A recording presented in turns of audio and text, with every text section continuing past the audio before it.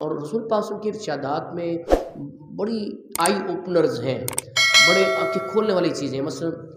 رسول پاک صلی اللہ علیہ وسلم کے حکم سے بکری ذبح کی گئی اور گوشت تقسیم ہوا۔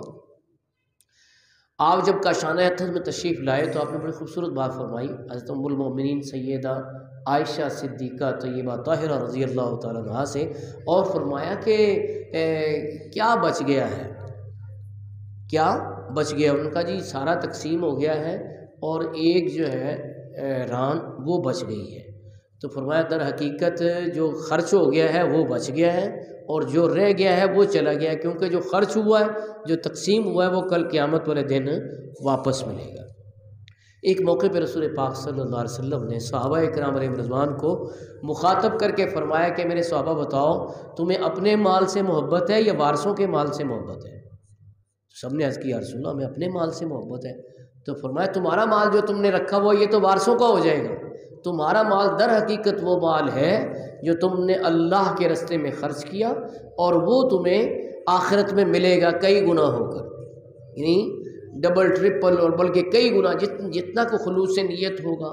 جتنا اللہ کی رضا کی خواہش ہوگی، اتنا ہی ثواب میں اضافہ ہوگا۔ جیسا کہ قرآن کریم سورۃ البقرہ کی آیت نمبر 245 میں اللہ پاک ارشاد فرماتا ہے، 245 آیت نمبر اللہ پاک فرماتا ہے،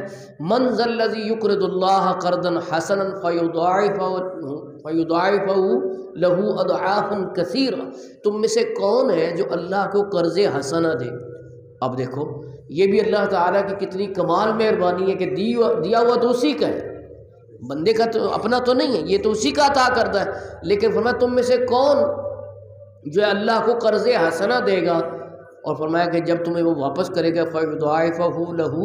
أَضْعَافًا كَثِيرًا، اللہ تعالیٰ تمہیں کئی گنا کر کے وہ تمہیں واپس عطا فرمائے گا۔ جی کیا مطلب ہے؟ یعنی آخرت میں اس کا کئی گنا ثواب اللہ پاک عنایت فرمائے گا۔ اور ایک اور مفہوم یہ ہے کہ دنیا میں بھی اللہ تبارک و تعالیٰ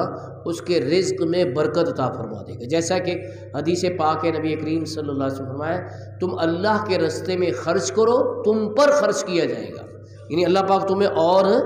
عنایت فرمائے گا دنیا کے اندر بھی، جیسا کہ مشہور روایت ہے کہ 10 گنا دنیا میں مل جاتا ہے اور 70 گنا آخرت میں مل جاتا ہے۔ تو ایسی کئی مثالیں موجود ہیں کہ جنہوں نے اللہ کے راستے میں خرچ کرنا شروع کیا تو اللہ تبارک و تعالیٰ نے انہیں دنیا کے اندر بھی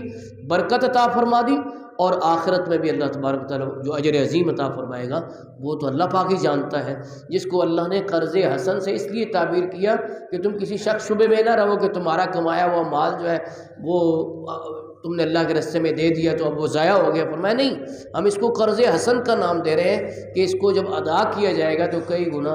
بڑھا چڑھا کر اللہ پاک